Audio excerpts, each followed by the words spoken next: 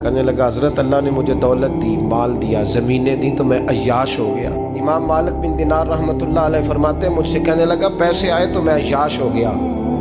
रमज़ान का महीना था, असर के बाद मेरी अम्मा इफ्तारी की तैयारी कर रही थी। मैं गया, मैंने कहा शराब पी हुई, अम्मा रोटी दे। तो अम्मा कहने लगी शर्म कर, शर्म कर, रोज़ा रखा नहीं तो जिन्होंने रखा है उनका तो ख्याल कर।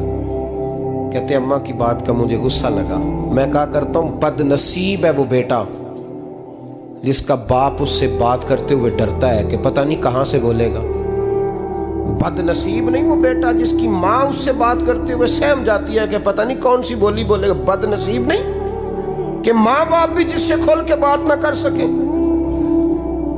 हजरत मालिक बिन दिनार से कहने लगा अम्मा ने जब कहा ना शर्म कर तो मुझे गुस्सा आया, मैंने माँ को थप्पड़ मारा और मेरी माँ जलते हुए तंदूर में गिरी। लोगों ने मुझे पकड़ के अंदर बंद कर दिया कमरे में। सारी रात मैं शोर सुनता रहा पर नशे में धुत रहा। सवेरे आंख खुली तो मेरी बीवी बैग बांध रही थी। मैंने कहा कहाँ जा रही हो? कहने लगी जो माँ का नहीं बना मेरा कैसे बनेगा।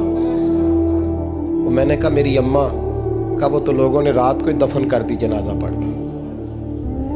तड़प के कहने लगा मुझे क्यों नहीं बताया? तो कहते हैं लोग कहने लगे तेरी मरती हुई माँ कह गई थी इसे मेरा मुंह ना देखने देना, मेरे जनाजे के करीब ना आए। हज़रत मालिक बिन दिनार फरमाते हैं जब उसने ये बात सुनाई तो मैंने भी उसके मुंह पे थप्पड़ मारा। मैंने कहा तो इसी काबिल है। कहते हैं वो रोने लगा, हुजूर दुआ करे अल्लाह मुझसे राज़ी हो जाए। कहने लगा जब माँ की इंतकाल की खबर मिली तो मैंने कुल्हाड़ी लेके वो हाथ काट दिया जिससे माँ को मारा था। मैंने सारी जायदादें खिरात कर दी। 24 साल हो गए, 24 साल। सारी रात नमाज पढ़ता हूँ, रोज़ा रखता हूँ, हज करता हूँ, पर हर साल कोई आके कहता है जा दौड़ जा तेरा कोई नहीं कबूल हुआ। हुजूर दुआ करे मालिक राज़ी हो जाए। फरमाते मैं थप्पड़ मार के आ गया। मैंने कहा तुझसे राज़ी हो जाए इतने जालिम से? इमाम मालिक फरमाते रात को आके सोया तो मुझे ख्वाब में रसूल पाक का दीदार हुआ।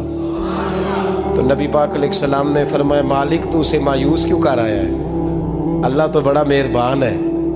का हुजूर